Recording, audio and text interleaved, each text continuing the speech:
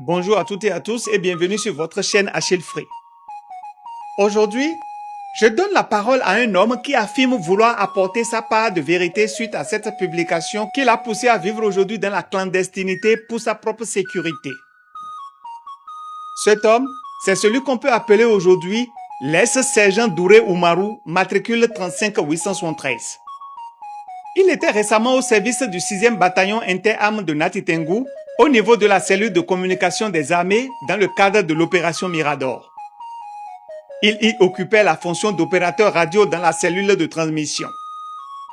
Mais c'est qui le sergent Douré Oumarou? Parlons de son parcours militaire. Le sergent Douré Oumarou appartient à la classe 2011. Il a été formé à l'École nationale des sous-officiers de Ouida avant de suivre sa formation complémentaire de base au 1er bataillon inter-armes de Gbada dans l'Ouémé. En 2012, il est affecté au 6e bataillon inter-armes où il se distingue au point de sortie majeur de sa promotion entre 2014 et 2015. Par la suite, il est muté au lycée militaire des jeunes filles Mathieu Kérékou de Nati Tengou où il a servi comme instructeur de 2015 à 2018.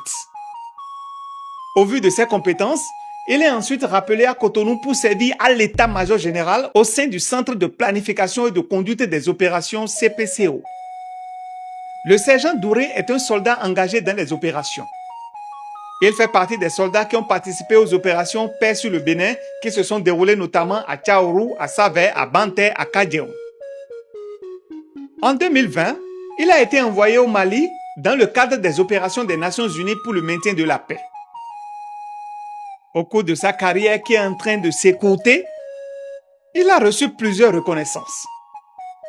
En 2016, une reconnaissance du colonel Toussaint Gbessé-Mihlan, alors commandant du lycée militaire des jeunes filles de Nati Tengou.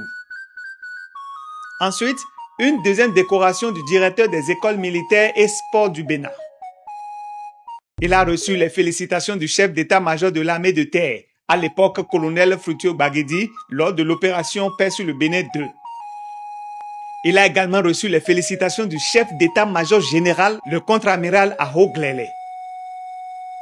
Toutes ces distinctions saluaient ses actes de bravoure et son professionnalisme. Chose curieuse, pendant cette période où sa bravoure était reconnue par tous, sa race n'était pas un problème. Mais aujourd'hui, on l'appelle Peul. On lui rappelle qu'il est Peul. On trouve subitement qu'il est Peul. Comme si, ici au Bénin, être Peul est une maladie contagieuse.